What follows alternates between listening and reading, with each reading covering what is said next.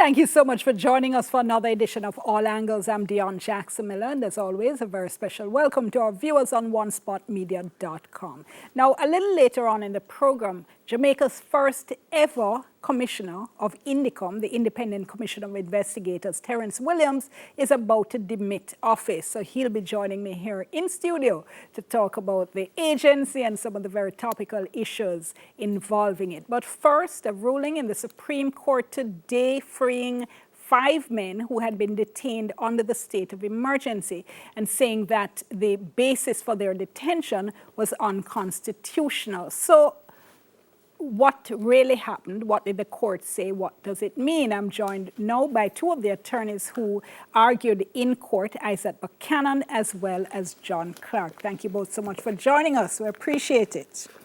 So let me ask you first in terms of, or perhaps we should start out to be clear in terms of what the ruling was not.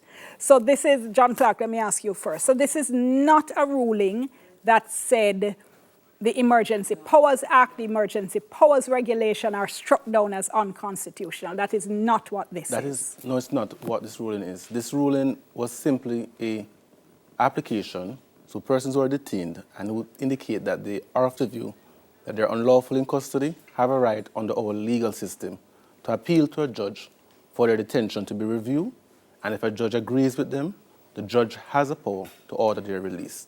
Now, these 5 detainees went to court and essentially said, we are being detained, some of us for more than a year, without any trial by a court, without any examination by anyone into the truth of the allegation as to why we're here. We're just simply being detained on mere suspicion, and we're of the view that it's unlawful, and it is unlawful precisely because it's unconstitutional.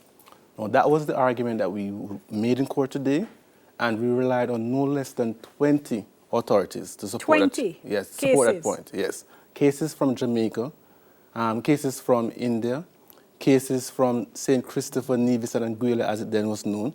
And I hear some arguments about the fact that a full court needed to make a decision.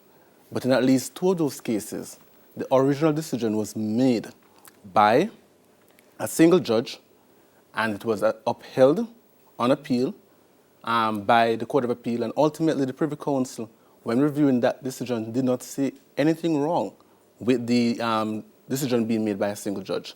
And we note for those persons who are of the view that judges who take an oath specifically to uphold the Constitution can simply abdicate their responsibility and hope that the full court will do it for them.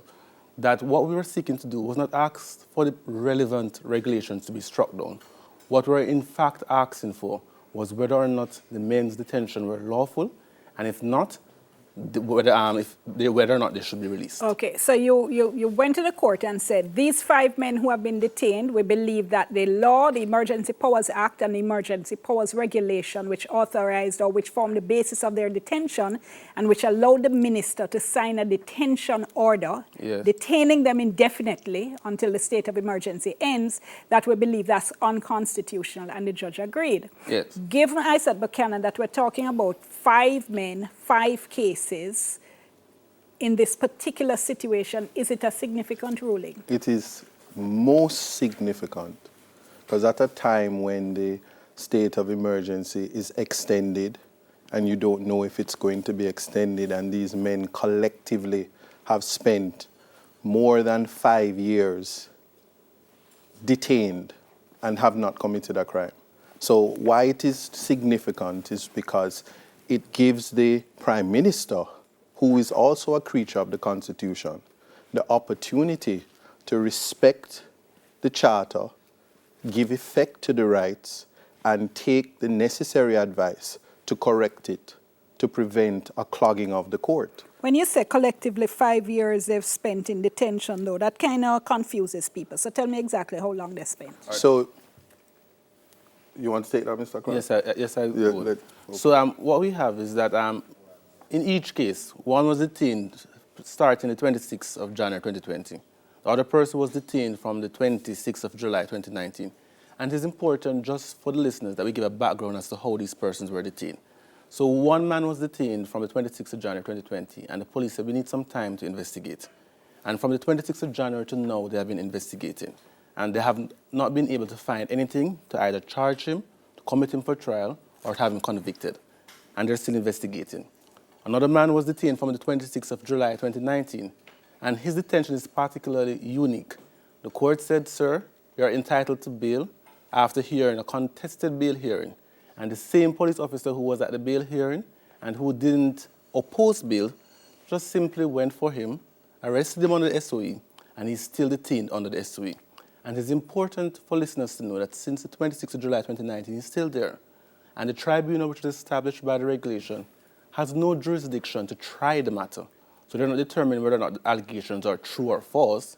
All they're seeking to determine is, enough people said it? Is it weighty enough? And once it's weighty enough, probably the minister believes it, so he can be detained.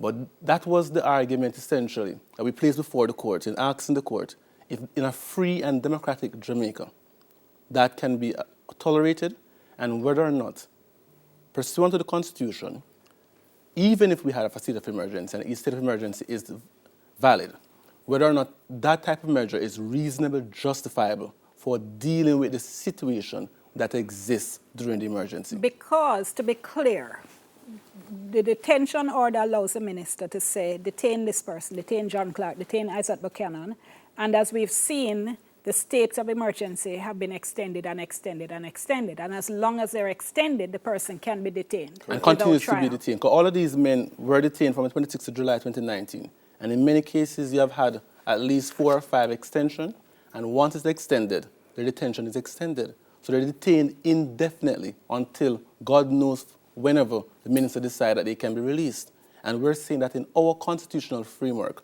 that was not contemplated by the framers of our constitution, and it is offensive to our constitution. The AG has tweeted. She says, media reports about the unconstitutionality of detention under the state of emergency in a matter ruled on by a single judge who heard an application for a writ of habeas corpus cannot be correct. And I'll laugh at, can I say I will laugh at that? Why? Because the Constitution itself defines what a court is. And that very... Meaning what? Remember, my viewers aren't okay, so lawyers. a court does not mean the full court. But a lot of the people have been asking that. The minute this story came out this afternoon, people were saying one judge alone can't make that kind of determination. And that is an incorrect view. Because what flows from it is, as Mr. Clark would have said, we made certain submissions that the regulations, the act itself, and the orders pursuant to the act is unconstitutional. The judge today has adopted the submissions in full and all 20 cases and has made that ruling. And the effect of it, that although it is persuasive, what we are submitting is that any judge that sits at the Supreme Court, certainly having what is before them, especially in light of the repeal of Section 26 of the old Constitution from the Charter, the amendment of the Charter of Rights, it would simply mean that the detention orders are void as if they never existed, because it's in breach of the Constitution. I just want to break it down. Again, I want to make sure my viewers are following. Yes. So your arguments fell into a number of different categories. One, you referred there to a section of the Constitution, and you're saying because that section has been repealed, yes, but it is referred to in the legislation that they're using to detain people, you're saying, therefore, that makes it inapplicable? No, what we're saying precisely is that the Emergency Powers Act of 1938, which is the legislation which gives effect to the Emergency Power Regulation, and it itself gives effect to the detention order. The Emergency Power Act, at Section 2, defines what a proclamation is. And it says a proclamation means a proclamation pursuant to Section 26 of the Constitution. Now, Section 26 was repealed. So if the Emergency Power Act is saying that the proclamation is one pursuant to a section which no longer exists, one wonders on what authority can that same act be utilized to detain persons. Well, some judge may want to stretch it and say, well, if the section was repealed, let us just apply the new section. But Parliament, in its wisdom, also indicated in the previous Section 26 that there was a modification clause that could be applied to allow judges to do that to previous Emergency Powers Act. And they repealed that modification clause as and well. the savings clause. And the saving law clause. Okay, I'm not going to dwell on that one because I don't want my viewers drowning in legalese. But again, you are, though, making the wider point that the circumstances of these detentions cannot be upheld in 2020 in a constitutional democracy. Correct. You're saying it's not right for the minister just to be able to sign an order on the advice of the police and therefore take away your liberty for an unknown period of time. Agreed. And also, if I could extend it to say it is a breach of the charter. And the importance, you have rights, you have constitutional rights. The thing when we're talking about we want justice, this is where the justice come from. And so for the minister to just stroke his pen, it is in breach of the Constitution. But and people that is say, where we're at. people go say on a legal criminal. No. Here's the problem. On a legal criminal. No. No, here's The police are going to say they lock up these detainees, many of them for very good reasons. And they're part of the reason why crime has gone down under the SOEs. And I would love to respond to that. But before I respond to that, I wanted to also make a notation in relation to the Attorney General's tweet. And I understand that, especially in the legal circles, there may be some disquiet about whether or not one judge can make that decision. And that disquiet falls from a matter of practice rather than a matter of law. Jamaica does not have a constitutional court. There are some jurisdictions that have constitutional court, and by virtue of their laws, say that 3 judges only can determine on constitutional matters. We have not had that adopted into our jurisdiction as yet. That's one. Secondly, but there are certain cases in which we speak of the Constitutional Court. Yes, we do.